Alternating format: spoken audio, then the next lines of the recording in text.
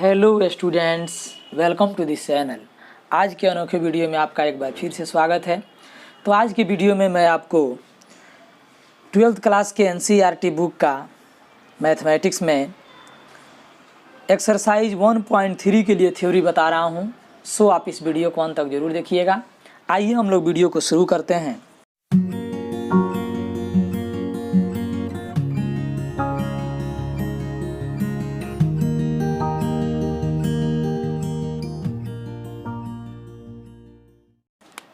तो इसमें सबसे पहले हम लोगों को समझना है कि कॉम्पोजिशन ऑफ फंक्शंस, यानी कि फंक्शंस का कॉम्पोजिशन क्या होता है।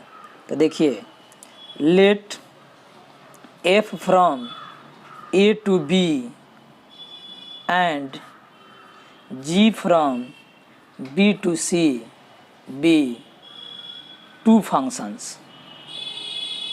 यानी माना कि f a से b में और g b से c में, है ना, दो फंक्शंस हैं। Then the composition of f and g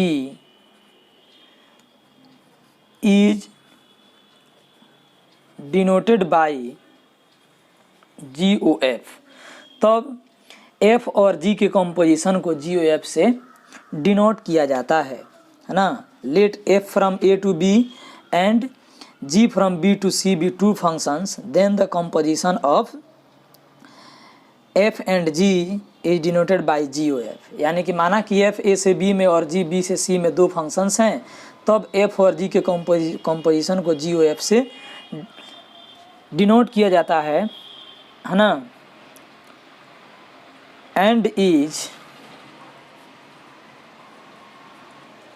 defined by, और इसको परिभाषित किया जाता है GOF फ्रॉम ए टू सी। यानी GOF को ए पर अप्लाई करते हैं तो उसका मान किस में मिलता है, ए टू सी, ए से सी में मिलता है। ठीक है। फिर जहाँ GOF को यदि x पर अप्लाई करें तो इस x पर पहले अप्लाई होता है f, और जो रिजल्ट मिलता है उसी रिजल्ट पर अप्लाई होता है g।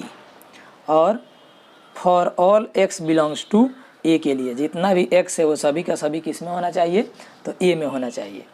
यानी कहने का मतलब है कि यहाँ f एक फंक्शन है जो a पर अप्लाई होता है, उसका मान b में जाता है, और g एक फंक्शन है जिसको b में अप्लाई करते हैं तो इसका मान c में जाता है। ठीक है। तब ये दोनों फंक्शन के कॉम्पोजिशन को, है ना, composition of f and g को GOF से डिनोट किया जाता है। एंड इज डिफाइंड बाई, और इसको परिभाषित किया जाता है कि जब GOF को हम लोग इस a पर अप्लाई करते हैं तो इसका मान किस में मिलता है, तो c में मिलता है। ठीक है।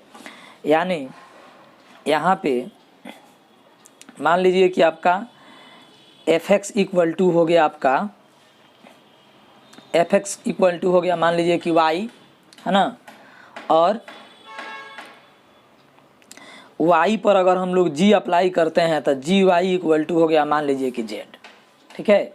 तो यहाँ देखिए e हो गया आपका यहाँ पे एक सेट a, यहाँ पे हो गया आपका सेट b, और यहाँ पे हो गया आपका सेट c। तो इस a में जितना एलिमेंट है उस सभी को हम लोग x से डिनोट किए। ठीक है। तो इस x पर, और b में जितना एलिमेंट है उसको y से डिनोट किए, c में जितना एलिमेंट है उसको हम लोग z से डिनोट किए। तो इस x पर अप्लाई होगा आपका क्या, f। ठीक है। तो जैसे x पर अप्लाई हुआ तो इसमें y मिला है, फिर इस y पर अप्लाई होगा, y पर अप्लाई होगा g, तो इसका मान क्या मिला, z मिला है। ठीक है। अब कह रहे हैं कि यदि GOF को अप्लाई कीजिएगा इस x पर, है ना, तो इसका मान आपको सीधे मिलेगा इसमें z में मिलेगा। कैसे, तो यहाँ देखिए कि मान लीजिए कि ये हो गया आपका GOF को हम x पर अप्लाई किए, तो इसके डिफिनेशन के अनुसार इस x पर अप्लाई होगा पहले f, और जो रिजल्ट मिलेगा उस पर अप्लाई होगा g। ठीक है। तो अब क्या है, तो इस g ज्यों का त्यों रहेगा और इस fx का मान कितना है, तो यहाँ fx का मान आप देख रहे हैं कि y है, तो यहाँ हो गया आपका fx का मान y। और फिर इसके बाद देख रहे हैं कि gy का मान क्या है, तो z है, तो gy का मान हो गया z। यानी कि आप g और f को x पर अप्लाई किए तो इसका वैल्यू क्या मिला, z मिला। ठीक है, तो इसी को हम लोग बोलते हैं कंपोजिशन ऑफ फंक्शंस। क्या बोलते हैं जी, कंपोजिशन ऑफ फंक्शंस बोलते हैं। अब इसके बाद आप समझेंगे इन्वर्सिबल फंक्शन। क्या समझेंगे, इन्वर्सिबल फंक्शन। इन्वर्सिबल फंक्शन, तो देखिए ये function f from x to y is called inversible if there exists a function g from y to x such that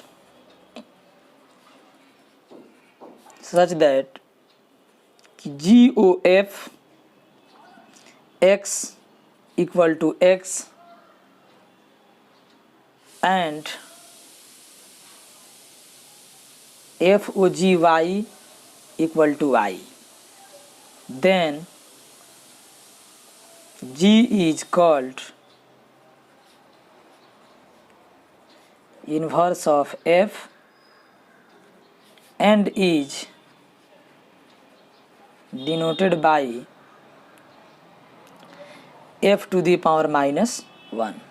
कह रहे हैं कि ये function f from x to y, एक फंक्शन जो x से y में है, x पर अप्लाई होता है उसका मान y में जाता है, इज कॉल्ड इन्वर्सिबल, उसको इन्वर्सिबल कहा जाता है। इफ़ देयर एग्जिस्ट, यदि एक ऐसा फंक्शन का एग्जिस्टेंस हो कि g का एग्जिस्टेंस हो कि उसको इस फंक्शन के सीधे अपोजिट हो, यानी x पर अप्लाई होता है f तो इसका मान y में जाता है, इसके लिए एक ऐसा फंक्शन मिले कि y पर अप्लाई करने पर x में जाता हो, है ना। और इस प्रकार से हो कि g o f को हम लोग x पर अप्लाई करें तो उसका मान x मिले। यहाँ पहले f है तो f तो x पर अप्लाई होगा, यानी कि x पर अप्लाई किए तो x से मिल गया। और f o g, तो यहाँ g किस पर अप्लाई होगा, y पर, यानी कि g को y, f o g को y पर अप्लाई करें तो इसका मान y ही मिल गया, है ना। तो इसको हम लोग तब कहते हैं कि g is called inverse of f, तब g को f का इन्वर्स कहा जाता है ना। Then g is called inverse of f and is denoted by f inverse, और इसे हम लोग f इन्वर्स से डिनोट करते हैं। ठीक है, तो एक बार और आप इसको समझ लीजिए कि यहाँ f कोई फंक्शन है जो x पर अप्लाई होता है उसका मान y में जाता है, और इसके लिए यदि एक ऐसा फंक्शन का अस्तित्व हो g जो इसका उल्टा हो, यानी y पर अप्लाई करने पर इसका मान x में जाता हो, तब इस प्रकार से होना चाहिए कि g o f को x पर अप्लाई करें तो इसका मान x से मिले, और f o g को y पर अप्लाई करें तो इसका मान y ही मिले, है ना। तब g is called inverse of f, तब g को f का इन्वर्स कहते हैं and is denoted by f inverse, और इसे f इन्वर्स से डिनोट किया जाता है। जैसे अब मान लीजिए कि यहाँ पे एक आपको क्वेश्चन देते हैं कि y यहाँ पे fx equal to 3x plus 2 है, तो f इन्वर्स x का मान ज्ञात कीजिए कि क्या होगा। ठीक है, तो इसके लिए हम लोगों को क्या करना है, तो f इन्वर्स x का मान हमें ज्ञात करना है। तो f इन्वर्स x का मान ज्ञात करने का मतलब है कि यहाँ पे एक हम लोगों को ऐसा फंक्शन खोजना है, एक ऐसा फंक्शन खोजना है ना, जिसको इतना पर अप्लाई करें तो हम लोगों को x मिले। ठीक है, तो वो कैसे मिलता है, तो यहाँ हम लोग मान लेते हैं कि लेट y बराबर fx, है ना, और y इक्वल टू fx का मान रख देंगे 3x प्लस 2। अब इसमें से x का वैल्यू निकालेंगे तो हो जाएगा y minus 2 equal to 3x यानी x इक्वल टू हो गया आपका y माइनस 2/3। तो इसी प्रकार का हम लोग को फंक्शन मिलेगा। तो यहाँ पे नोट करेंगे therefore f inverse y equal to, तो f इन्वर्स हम लोग को y का मान मिला y माइनस 2/3। तो दिस इम्प्लाई, तो इसी को हम लोग को f इन्वर्स x अगर नोट करना है तो यहाँ लिख देंगे x माइनस 2/3। ठीक है, तो इसी को हम लोग बोलते हैं कि यह क्या है, f इन्वर्स है। अगर आप चाहें कि जांच करना तो जांच आप कर सकते हैं। जैसे आप जानते हैं कि GOF को यदि हम लोग x पर अप्लाई करें तो इसका मान x से मिलना चाहिए। ठीक है, GOF को x पर अप्लाई करें तो इसका मान x मिलना चाहिए। तो G का मतलब क्या है कि f का इन्वर्स। ठीक है, तो यहाँ पे जो है आपका आ गया ये GOF x पर अप्लाई करें तो इसका मान x मिलना चाहिए। तो G का मतलब क्या है, तो f इन्वर्स x, यानी कि f इन्वर्स O f को x पर अप्लाई करेंगे तो इसका मान x मिलेगा। तो समझ जाएंगे कि हम लोग का f इन्वर्स सही है। तो इस x पर पहले अप्लाई होगा f, आज जो रिजल्ट मिलेगा उस पर अप्लाई होगा f का इन्वर्स। तो यहाँ पर f इन्वर्स ज्यों का त्यों, और fx का मान आपका यहाँ क्वेश्चन में दिया है 3x प्लस 2। तो fx के स्थान पे यहाँ पे हम रख देंगे 3x प्लस 2। फिर इसके बाद आपका जो f इन्वर्स x हम लोग यहाँ निकाले हैं, तो f इन्वर्स x क्या कहता है कि x से उसमें से 2 घटा के तब 3 से डिवाइड करना है ना। यानी कि अब इसका मान हो जाएगा, यहाँ पे बढ़ें तो ये हो गया आपका f inverse O, f x पर हम लोग अप्लाई किए हैं। तो यहाँ पे देखिए, तो ये हो गया आपका f इन्वर्स आई टोटल हो गया x। देखिए यहाँ पे f इन्वर्स x का मान कितना है, तो x माइनस 2, ये हो गया आपका x माइनस 2/3। तो x के स्थान पर यहाँ कितना रखना है आपको, 3x प्लस 2। तो 3x प्लस 2 रखना है, तो ये कैंसिल हो जाएगा और बचेगा 3x/3, ये भी कैंसिल हो गया और बच गया x।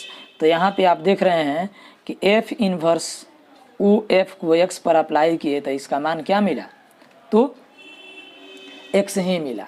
यानी कि आप जो यहाँ रिजल्ट निकाले हैं ये रिजल्ट आपका बिल्कुल सही है। तो इसी तरह से हम लोग किसी फंक्शन का इन्वर्स निकालते हैं।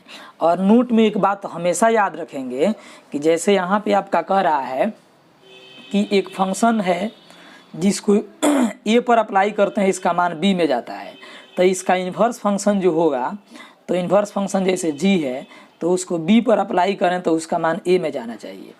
यानी कि a के प्रत्येक एलिमेंट पर आप अप्लाई करते हैं f, उसका मान b में बनता है, और फिर b के प्रत्येक एलिमेंट पर यहाँ अप्लाई हुआ तो इसका मान a में बना। तो यह स्थिति तब ही पॉसिबल है जब f जो है ना, जब f क्या हो, तो f इज बाईजेक्टिव हो, यानी कि f11 और 12 हो। तो इस तरह से आपको स्पष्ट रूप से याद रखना है कि केवल उसी फंक्शन का इन्वर्स निकलता है जो फंक्शन बाईजेक्टिव हो, यानी जो 11 और 12 हो, है ना। यानी केवल 11 और 12 फंक्शन का ही इन्वर्स होता है, बाकी फंक्शन का इन्वर्स नहीं होता है।